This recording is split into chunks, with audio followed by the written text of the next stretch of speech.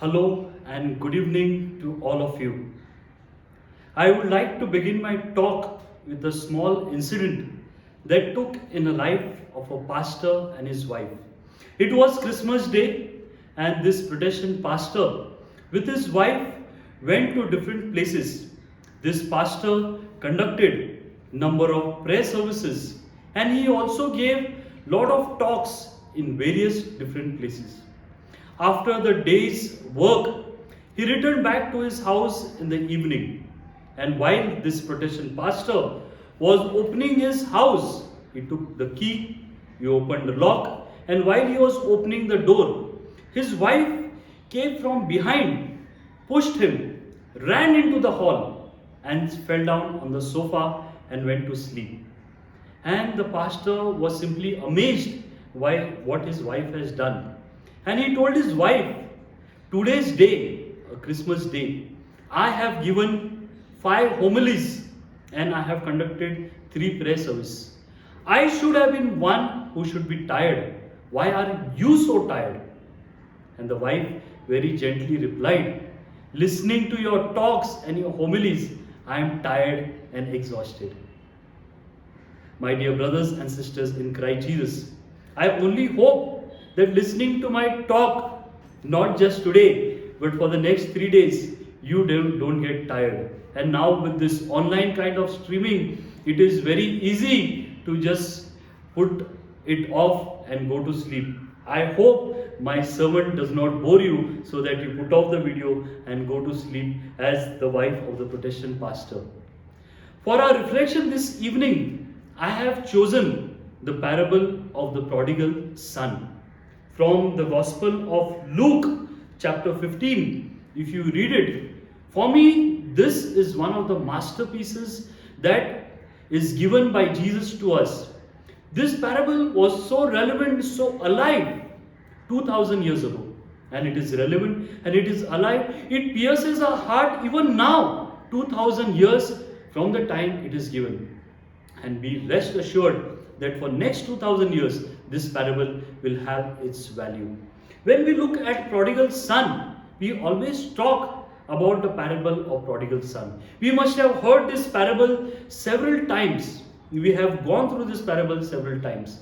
But allow me today to pick up 2 other characters, not the parable of the prodigal son, but the parable of the elder son and the prodigal father.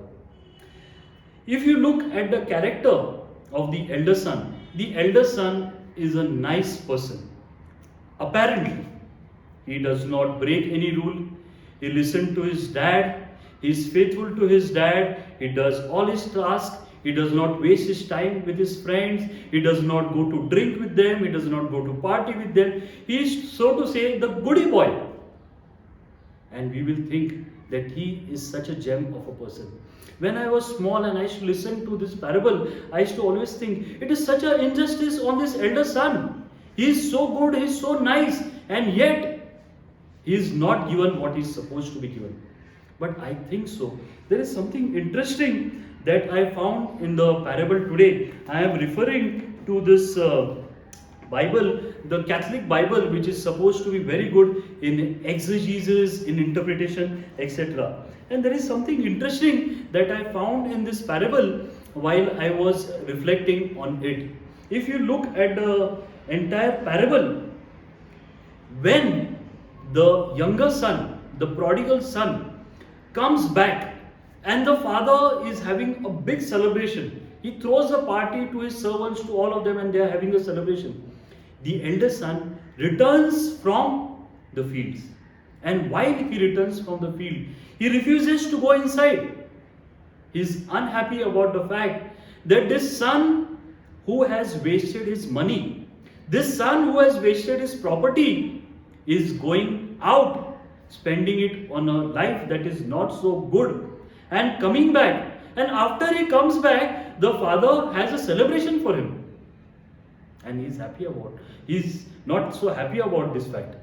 He is sad, he is angry, and he complains. But there is something very, very interesting that I would like to point out to you, and probably this elder son is there in each one of us, and that is what I want to say. If you look at the parable, the parable clearly says that the son took his share of property. He went to a distant land and he spent his money and on things and on life that was not so good, that was not so appealing. This is what the parable mentions. But when the elder son comes, what does he say? He says that this younger son of yours has wasted his life on life of adultery, on prostitutes, on immoral life. But the parable makes no mention to his effect. The elder son is probably bringing out the imagination from his mind. These words of spending your life on immoral living, on prostitutes, on the life of flesh, these are not mentioned anywhere. How did the elder son get this? And my dear friends, this is known as the elder brother syndrome. Let me narrate one story to you. There was this small boy who was playing, and he had lovely marbles with him, and he was playing with the marbles. He had kept it on the ground, and as we were small, in those days, even we have played marbles. Nowadays the children do not have this facility. They are busy on their mobiles and laptops, etc. But when we were small, we all played with marbles and lovely marbles and collection of marbles, etc. And there was this boy who was playing with his marbles there kept on the ground, and he was going around playing with the marbles. And there was this boy's friend who in her hand had nice, lovely, delicious imported chocolates and very nice sumptuous chocolates. So this boy made an offer to this girl. This boy told this girl that I will give you all these lovely marbles that I have on the ground, and in exchange you give me all the chocolates that are there in your hand. This girl was very, very innocent. This girl just took all the chocolates that she had in her hand and gave it to this boy very honestly. But this boy was a wicked boy. He thought that this girl will not give all the chocolates to me. So what does the boy do? The boy collects the marbles from the ground, and the best marble, the most nice looking one, he quietly takes it and puts it in his pocket. He slips it into the pocket, thinking that just as this girl has not given me the best chocolate, I have also not given her this marble. That evening they both go to their house, and the boy is lying on his bed and waiting to go to sleep. That night, while the boy is going to sleep, he could not get sleep. Thinking about the fact that just as he has cheated this girl too has cheated her. That just as he who took the marble and kept it quietly in his pocket, he hid the best marble from her, this girl too has hid the best chocolate and not given him that best chocolate. My dear friends, this is what happens to us. Most of the time, when we pass judgment on other people, it is not so much judgment on them, it is judgment on us. What kind of life we are living, what kind of thinking we are doing, how do we look at others, how we think about others. And this is what the boy went through. And this is also, if you look at the elder brother in this parable of the prodigal son, the elder brother also was same. This younger brother went and wasted his money, wasted his life. There's no doubt about that part. But parable nowhere says that he went to prostitutes. The parable nowhere says that he spent his life and money on life of a flesh. No, it just says he wasted his money on life that was not good. But this elder brother put his imagination into the character of the younger son. My dear friends, this elder brother is in each one of us. You look at the way we judge others. You look at the way we look at others. You think about yourself. How have you judged your friends? How have you judged your relatives? How have you judged your family members? It is most of the time, it is our guilt which surfaces to our imagination. And we put these people in this category. And dear friends, this parable challenges us. It challenges us this kind of thinking. Others are not like how we imagine they are. Or to put it in very simple words, others are not fitting into our imagination. We imagine, but others are not so. And I think so we need to pray for ourselves that we may have this grace not to judge others, because nobody has appointed a judge to judge others, to pass a judgment on them. This work is work of God the Father, and let us leave this work to Him.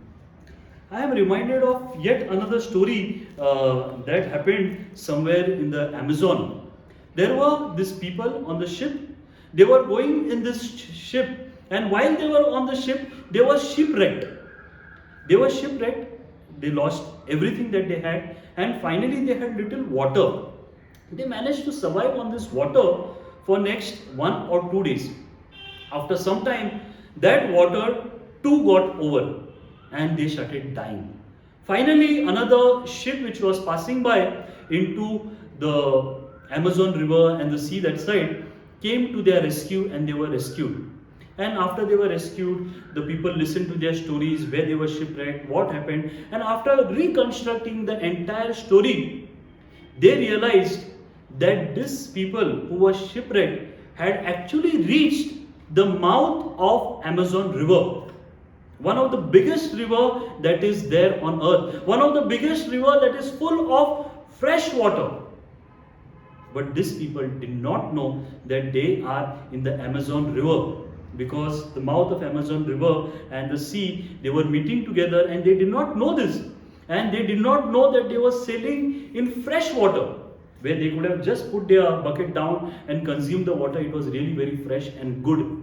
They died of thirst in spite of floating in fresh water. And my dear brothers and sisters in Christ Jesus, this is what happens to us. Most of the time, the grace of God is all around us.